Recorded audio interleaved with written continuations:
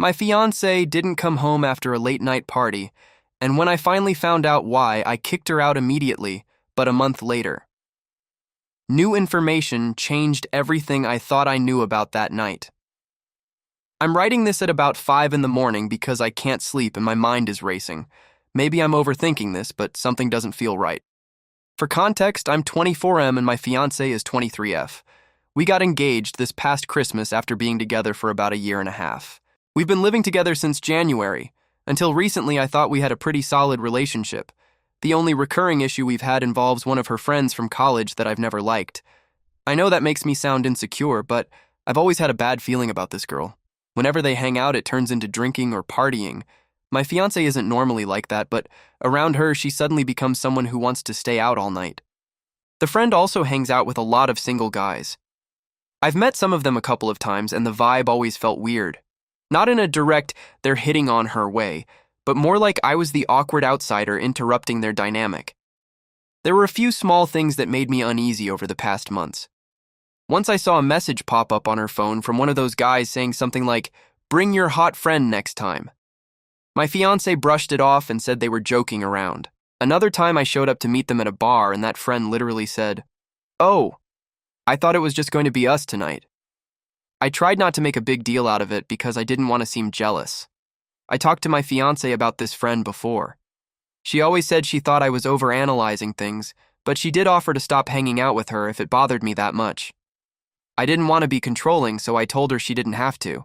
2 nights ago, one of her close friends, he's openly gay, had a role in a college play, and she asked me to come with her to see it. I had worked a double shift that day, but the play started late enough that I could still make it after work. I was honestly exhausted. I almost fell asleep during the play a couple times, but I stuck it out because it was important to her. After the play ended, we went outside the theater to congratulate her friend. There were a bunch of people there, including the girl I can't stand, and some of those same guys she always hangs around with. At first, things were normal. We talked for a bit, and everyone was hyped up because the play had gone well. But after about 15 minutes, I was completely drained. I was trying to subtly signal to my fiancé that I wanted to go home. I kept checking my phone, stretching, and standing off to the side. She eventually came over and told me they were all going back to the actor's apartment to celebrate. I told her I was exhausted and just wanted to go home and sleep. She looked disappointed and said something like, "It's just for a little while." I felt bad because she was clearly excited, so I told her she should just go and have fun and I'd see her at home later. She asked me twice if I was sure. I told her it was fine and that she could use my Uber account to get home. As she walked back to the group, that friend of hers looked over at me and said loudly, "Don't worry, we'll take good care of her tonight." A couple people laughed and someone jokingly said something like, "Yeah, man, go get your beauty sleep." It rubbed me the wrong way, but I didn't say anything. I trusted my fiancé. I got home and basically collapsed into bed. I didn't even remember falling asleep. I woke up around 3 a.m. and realized she still wasn't home. At first, I wasn't worried. I figured maybe they were still celebrating or maybe she fell asleep on the couch there. But when I checked my phone, there were no texts or missed calls. I tried calling her 3 times and it went straight to voicemail each time. I checked her Instagram and Facebook and she hasn't been active for hours. I started getting a bad feeling at that point. I tried looking up the guy whose play we went to see so I could message him, but I couldn't find his account. The only other person I knew she was definitely with was the friend I don't like. So I found her Instagram and sent her a message asking if my fiancé was still with them. She read the message but didn't respond for about 10 minutes, so I messaged again asking if they were still at the apartment. She finally replied saying I woke her up and that she was still there sleeping, and that they were probably just going to go straight to school from there in the morning. That honestly annoyed me because it sounded dismissive, but at least it sounded like my fiancé was safe. Still, something about this situation feels weird. It's almost 6 a.m. now. I have work in a few hours, so I'm going to try to sleep a little. When she gets home later today, we're definitely going to have a serious conversation about boundaries with that friend group. Hopefully, I'm just overthinking this. Update 1. It's been about a month since my original post, and a lot of people asked for an update. I didn't respond earlier because the past few weeks have been some of the worst of my life.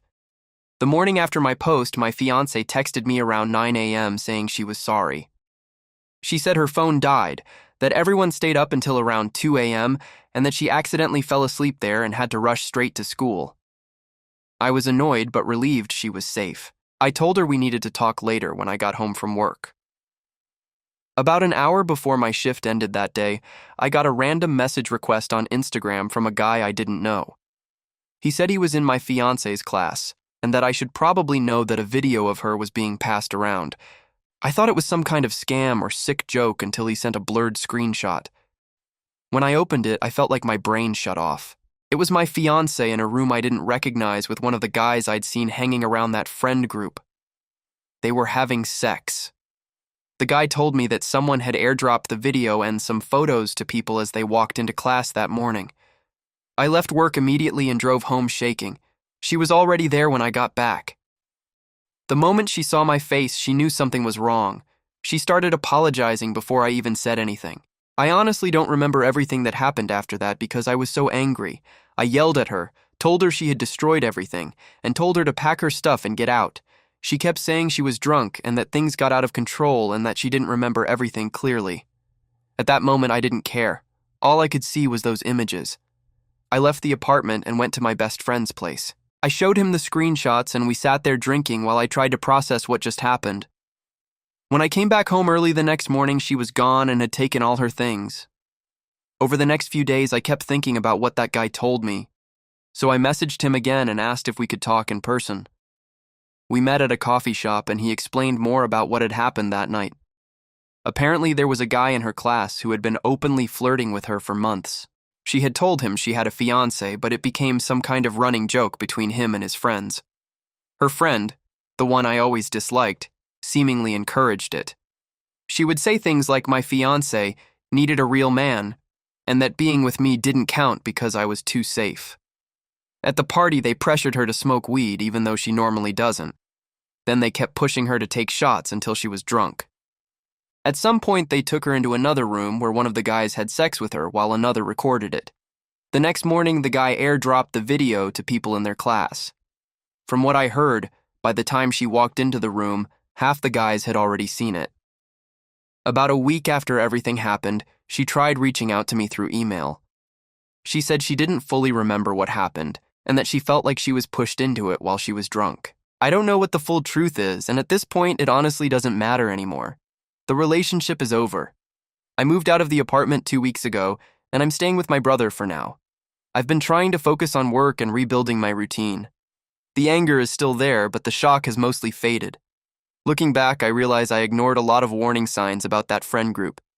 I didn't want to be the jealous boyfriend, so I kept convincing myself everything was fine. Right now, I'm just trying to move forward. Some days are easier than others, but at least I know I deserve better than what happened that night. Update 2. It's been a little over 2 months since everything happened and about a month since my last update. I honestly didn't expect to post again because I thought the story was basically over. But some things have come up that changed how I'm looking at that night. A couple weeks after my last update, my ex-fiancée sent me another email. I had ignored the first one she sent, but this one was different. It wasn't trying to get back together or asking me to forgive her. It was mostly her explaining what she remembers about that night and asking me one thing: whether I still had the screenshots and messages from the guy who contacted me. At first, I didn't want to get involved again. I had finally started moving on mentally, and the last thing I wanted was to drag myself back into that situation. But I ended up reading the entire email carefully. She explained that after the play, they went back to the apartment and people were drinking pretty heavily. She said the guy who had been flirting with her kept pushing her to take shots. She also said someone handed her a drink at one point that tasted strange, but she didn't think much of it. According to her, things started getting really foggy after that. She remembers feeling extremely dizzy and having trouble standing. She said she kept trying to sit down and that her friend kept telling her to relax and have fun. The next thing she clearly remembers is waking up in a bedroom the next morning feeling sick and confused. She said she didn't even realize what had happened until later when people started whispering about the video. When I first read that, part of me thought she might just be trying to make excuses. I'll be honest about that. But then something happened that made me start questioning things. The guy from her class who originally contacted me messaged me again out of the blue. He told me that some people who were at that party had started talking about what happened and that apparently my ex had looked completely out of it that night. He said one of the girls there told him she had trouble even standing up, and that the guys basically carried her into the room. Hearing that honestly made my stomach drop. For the first time since all this happened, I started wondering if I completely misunderstood what actually happened that night. I was so angry when I saw the photos that I never even considered the possibility that she might not have been in control of the situation, so I agreed to meet with her. It was the first time we had seen each other since the day everything exploded. The meeting was honestly one of the most uncomfortable conversations of my life. There was a lot of silence at first. She looked exhausted and honestly like she hadn't been sleeping much either. She told me she had already reported the video to the school because it was filmed and shared without her consent. Apparently, the school opened some kind of investigation into the guy who recorded it. She also said she's considering filing a police report. The reason she contacted me was because the messages and screenshots I had might help show that the video was distributed intentionally and that people knew about it ahead of time. We talked for almost 2 hours. For the first time since all this started, I actually saw how shaken she was about the whole thing. She said she's been having panic attacks at school and has been avoiding classes because she doesn't know who has seen the video. I'm still not sure exactly how to feel emotionally about everything. The anger I felt that day hasn't completely disappeared, but I also realized something important during that conversation. Regardless of what happened between us as a couple, what those guys did was absolutely wrong. If she was drunk or drugged to the point where she couldn't consent and someone recorded it and spread the video, that's not just a bad decision at a party. That's something much more serious. So I told her I would help however I could.